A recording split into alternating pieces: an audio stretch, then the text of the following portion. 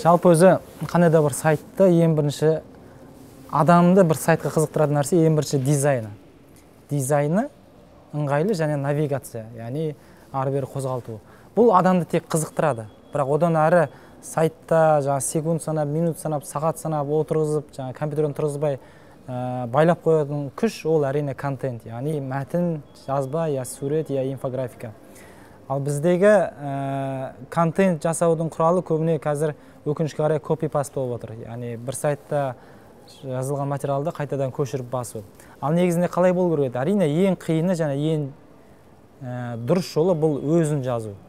Материалды өзін жазу, өзін барып көріп, өз әсерімен, өз эмоциямен толыққанды барлық бояумен дегенде жазу, бұл әрине қиын жол. Одан кейін екінші жол бұл былайша айтқанда бізге көбіне тәжірибе ретінде алуға болатын нәрсе, және алып та жүрміз, бұл рерайтинг. Яғни мысалы бір сайтта материал жазылды, соны аласында қорытып өз тілімен жазу. Қорытып өз тілімен жазды, бірақ ақпараттың негізі басқа сайтта тұр. Үшінші бір әлемде ғылымда бір тәсіл бар, ол синонимизация. Яғни бір материалдағы, басқа бір сайттағы материалдағы бүкіл синонимдарын сіз басқа синоним қойып шығасыз. Мысалы, ол материалда керемет қалай екен десе, сіз тамаша қалай екен, жаңағы әсем өзен десе, керемет өзен екендігі. Яғни сол материалда бүкіл синонимдерді сіз өзіңіз білетін басқа синонимдерге айналдырып шығасыз. Сол кезде ол басқа материал болып шыға келеді. Одан кейін тағы бір жолы контент жасаудың, бұл әрине тіл білсеңіз, шетелдік контент сайттар бар, дайын материалдар бар, ағылшын тілінде, француз тілінде, испан тілінде, соларды қазақ тіліне аударып, содан бірегей материал жасауға болады. Негізгі кең таралған контент жасаудың тәсілдері осы. Ал бізде әрине бұның алғашқысы бар, жеке өзін жазу деген. Және де өкініштісі бұлардың ешқандай тәсіліне жатпайтын копи-паст деген тәсіл, қазақстандық тәсіл тағы да бар.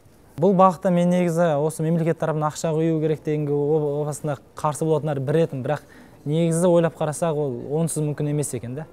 Өйткені мысалы ресейлік Часкор, Слон.ру, тағы басқа да толып жатқан Open Space дейміз, неше түрлі сайттарын алып қарасаңыз, бәрібір ықпалды күштердің әсері сезіледі. Үлкен инвестиция бар, үлкен штат бар, жеке фотокоры бар дегенде, жеке корректоры бар дегенде, бұндай үлкен механизм бар кезде қанша миллион адам тартатындай ресурс жасауға болады. Ал бізде білесіз, өзі редактор, өзі жазады, өзі шабарман, өзі бухгалтер, өзі суретке түсіреді дегенде, ал бұндай энтузиазм бар, бірақ жалан энтузиазм әрине ешқашан басында ду өткенмен шоғы бірден басылып қалады.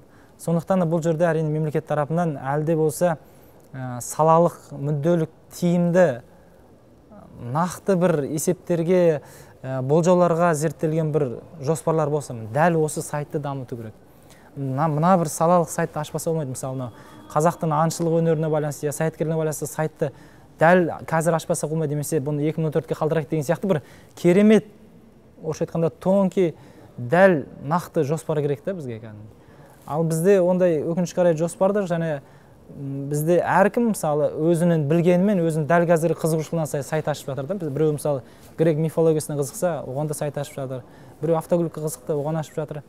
Хаотичный, яғни хаостық түрде бейберекет дамып жатырмыз. Және контент те соған байланысты, оған енді сөз жоқ, контент жайлы әңгіме айтуға.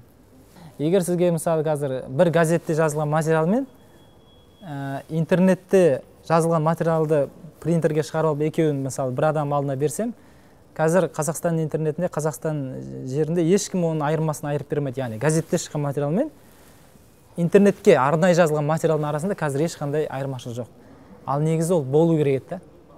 Яғни интернеттің өзінің тілі бар, өзінің тег қою дейміз, гиперсілтеме қою мәдениеті дейміз, бөлімшелерге бөлу, оның шағын болуы, белгілі бір символдарға болу деген сияқты мәселелер бізді үйретіп те жатқан жоқ, және біздің оған үйренгімізде келіп жатқан жоқ та. Өйткені біздің жаңа медиа емес, біздің ескі медиамыз, яғни газет, телевидение, радионың өзі қазір бір өліара деңгейде тұр да. Оған сапалық талап қойдың өзі біз үшін қазір ұят та, мысалы. Неге андай болмайсың, неге Америкада, неге Францияда болмайсың деген сияқты.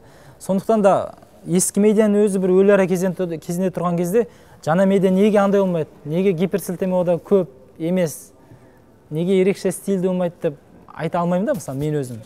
Өйткені өзім басқаратын жақсы газет сайтымда, иә, мойындаймыз, мысалы материал асығыс келеді, оны сайтта қалыптасқан белгілі бір стильге салып, бөлімшелерге бөлу үшін уақыт аздық етеді, сала саламыз.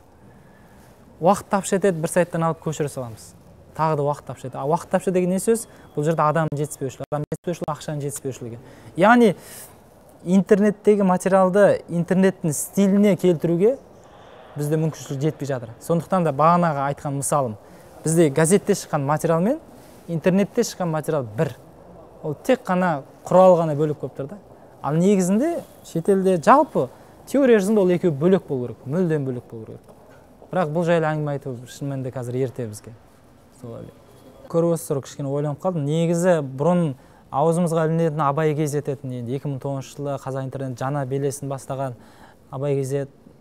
Бірақ кейін кездері оның орнында басқа сайттар басқан сияқты болады. Бірақ біздегі Абай газет болсын, басқа жақсы газет болсын, шын газет болсын, материалдардың дені қазір тыз етпе, әйтеуір үн шығару материалдары болып кетті. Мысалы, жаңағы гептил төгілсе, я болмаса Қытаймен бір жер мәселесі, бір қауесет тураса, әйтеуір біздің бір сайттан бір үн шығарып қояйық, әйтеуір бір үнсіз қалмайық деген реті.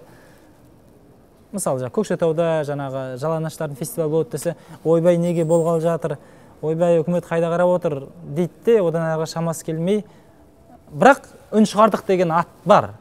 Бірақ оны зерттеп, қалай қарсылық көрсету керек, қалай қай жерге хат жазу керек, қай жерде жиналсақ болады деген сияқты мәселені ешкім зерттеп жатқан жоқ. Өйткені бәрінің басқа жұмыстары бар.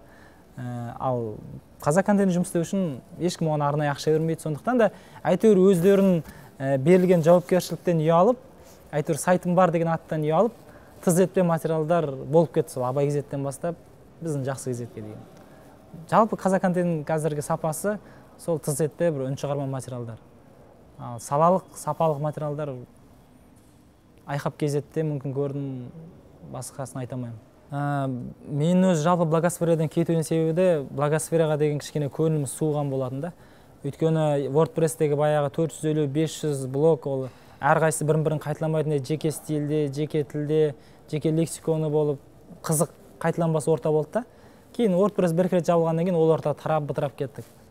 Ал қазіргі одан кейін ашылған блог тұғырларды көрдік, керек инфоны көрдік. Керек инфо мысалы кейбір өздерін аса мәдениетті санайтын адамдарға мысалы ұнамауы мүмкін. Ал бұрынғы WordPress-тегі қазақы орта ол бәріне ұнайтын, бәрі соған ынтық болатын, ол жерде әркім қалағанын табатын. Бірақ соған қарамастан қаншалықты бірін-біріне алшақ, бірін-біріне керағар сияқты көрінгенмен, соншалықты бірін-біріне үйімшіл бірлікте болатын да қазақ тілді WordPress баяғы. Ал қазіргі мысалы керек инфо ол тек жаңағы өз пікірін басқаша балама түрде айтуға жеткізіп қалғысы келетіндердің ортасы.